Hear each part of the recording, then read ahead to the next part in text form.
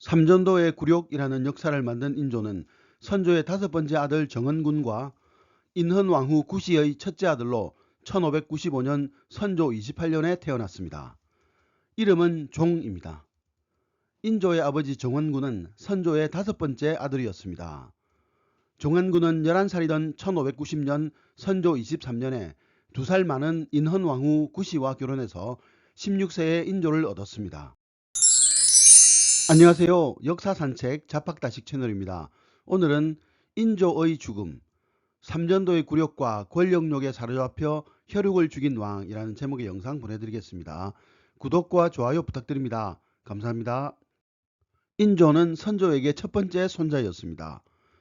선조는 인조를 몹시 귀여워했고 의인 왕후 박씨도 좋아해서 2살 때부터 궁궐에서 생활하게 했습니다. 선조는 인조를 안고 직접 글을 가르치기도 했는데 어린 인조가 명민에서 일찍 문자를 깨우치자 사부를 붙여주기도 했습니다. 그렇게 궁궐에서 지내다가 선조가 죽은 뒤에야 궁궐에서 나와 살았습니다. 소년이 되기까지 인조는 선조의 사랑을 받으며 행복한 생활을 했습니다. 인조는 조선의 왕 중에서 가장 무능한 왕이며 자식인 소현세자와 며느리 민회빈 강씨에게 죄를 뒤집어 씌워 매를 쳐서 죽인 왕이었습니다. 그리고 안사돈이었던 강빈의 어머니를 처형하고 친손자인 세자의 아들들까지 제주도로 유배보내 흉토병으로 죽게 했습니다. 그야말로 천륜을 저버린 어리석은 군주였습니다. 어떻게 그렇게 어리석은 왕이 어질다는 인자를 썼으며 국가의 공도 세우지 못한 왕에게 조를 써야 했을까요?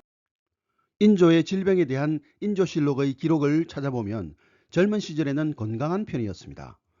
그러나 재위 기간에 정국이 안정되지 못하고 노심초사 자신을 의심하는 성격으로 병이 생겨서 감기 증상이 자주 있었습니다. 인조의 질병은 어머니 인헌왕후 구시와 선조의 계비 인목왕후 김씨의 죽음에서 비롯되었습니다. 조선의 왕들은 나라에 병고가 있거나 가뭄과 홍수 등 천재지변이 생기면 근신한다는 뜻으로 고기 반찬을 줄이는 철선이나 반찬의 가짓수를 줄이는 감선을 했습니다. 또 일부 왕들은 신하들을 압박하기 위해 식사를 끊는 각선을 하기도 했습니다. 1626년 인조 4년에 어머니 인헌왕후 구시가 세상을 떠나자 인조는 너무 성실하게 감선과 각선에 임하다가 건강을 해쳤습니다. 인조실록에 따르면 인조는 오랜 기간 지속된 철선과 비정상적인 적은 식사량으로 몸이 수축해지고 얼굴이 검어지며 목소리까지 변했습니다. 특히 식사량은 문제가 될 정도로 적었습니다. 같은 해 7월 7일의 인조실록의 기록입니다. 전하께서는 지난 겨울 시질하시면서 바람과 눈을 무릅쓰고 찬 곳에 오래 계시었고 지나치게 애통해 하시어 옥체가 수축해지고 용안이 검게 변하셨습니다. 신하들은 왕의 몸이 필부의 것과 같지 않다고 설득합니다. 성상의 한 몸은 종사가 의탁하고 신민이 우르르는 바인데 어찌 스스로 대수롭게 여겨 마치 필부처럼 마음 내키는 대로 행하십니까? 삼가 바라건대 성상께서는 정리를 억제하시고 적절한 보양의 방도를 깊이 생각하소서. 결국 인조는 신하들의 호소를 마지못해 받아들입니다. 인조의 건강은 인목왕후 김씨의 죽음 이후 더욱 나빠졌습니다. 1632년 인조 10년 8월 3일 인조실록은 이렇게 기록하고 있습니다. 전하께서 병안에 시중든 처음부터 밤낮으로 애를 태워 주무심과 수라가 절도를 잃어버림이 상사를 당한 이래로 이미 3개월이 되었으며 고급을 슬프게 하고 푸승기 밥에 물을 마심으로 해서 부지불각 중에 점차로 건강을 손상시킨 것이 반드시 이루 말할 수 없을 것입니다. 인조의 정상은 날로 악화되었습니다. 9월 6일에는 인조의 안색이 검게 변하고 땀이 비오듯 하면서 몸에 오한이 생겨 반신이 마비됩니다.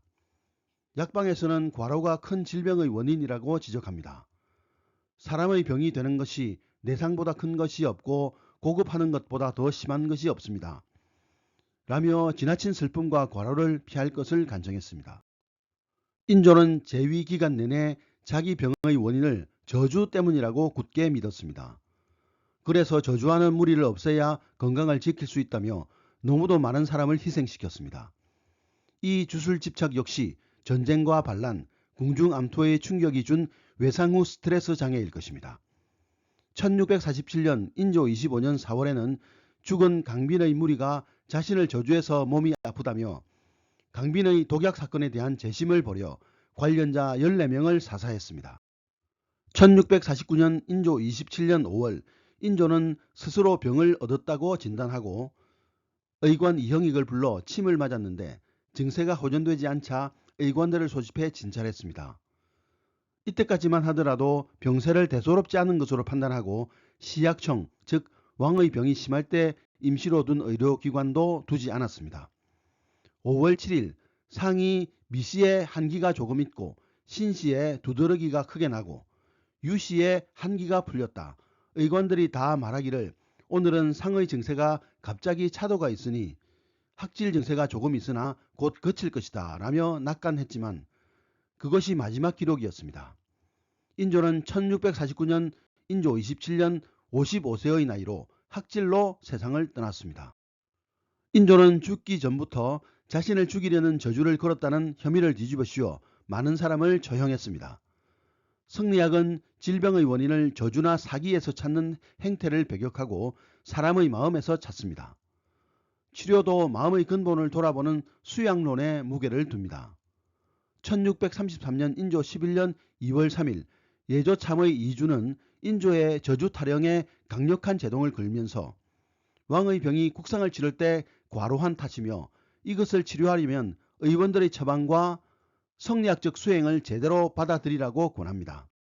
주자의 말씀에 병중에는 모든 일을 제쳐놓고 오로지 마음을 안정하고 기운을 기르는 데에만 힘써야 한다고 했으니 여기에서 병을 치료하는 요법은 조리가 어뜸이고 약물은 그담이라는 것을 알 수 있습니다. 한편 조주란 말세에 와서 나온 것으로 인심이 지극히 사악해 이러한 일이 있기는 합니다마는 상제가 몹시 밝으시어 내려보고 계십니다. 이른바 사수란 것은 호매를 가리켜 하는 말이지 후세에 말한 바 썩은 뼈가 작용해 궤변을 부린다는 것은 아닙니다. 마땅히 여러 의원들의 말에 따라 한결같이 원기를 보익하는 것을 위주로 하소서. 인조의 병은 여우뼈에 걸린 저주 때문이 아니므로 치료법을 의학적으로 바꾸라는 것입니다. 그리고 이 기록은 인조가 사수와 호매라고 불린 정신질환을 앓고 있었다는 것을 보여줍니다. 아들과 며느리, 손자까지 죽인 인조는 분명히 정신질환을 앓았을 것입니다. 동의보감에 나오는 사수, 즉 정신병은 오늘날 강박장애에 의한 조현병과 유사합니다. 강박장애란 불안을 야기하는 생각들을 떨쳐버리기 위해 특정 행동이나 의식을 반복적으로 해야 한다는 충동을 느끼는 것입니다.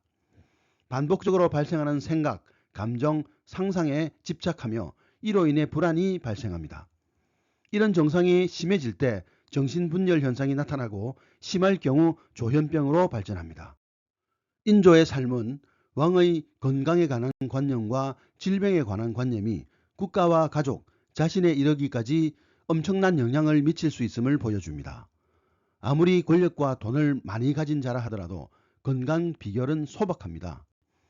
자신의 생활 속에서 질병의 원인을 찾아내고 그것을 고쳐나가며 건강 상식을 실천하는 것뿐이죠. 어쨌든 인조는 자신의 업보를 짊어지고 세상을 떠났습니다. 세상 사람들은 그의 죽음이나 사망 원인에 대해서는 관심이 없습니다. 인조라는 인물을 떠올리면 항상 삼전도의 굴욕으로 자손 대대로 부끄러운 역사를 남긴 어리석고 모질고 권력욕에 사로잡혀 혈육을 도륙한 왕이라는 사실만을 기억할 것입니다. 오늘의 참고도서는 조선의 왕은 어떻게 죽었을까라는 책이었습니다. 감사합니다.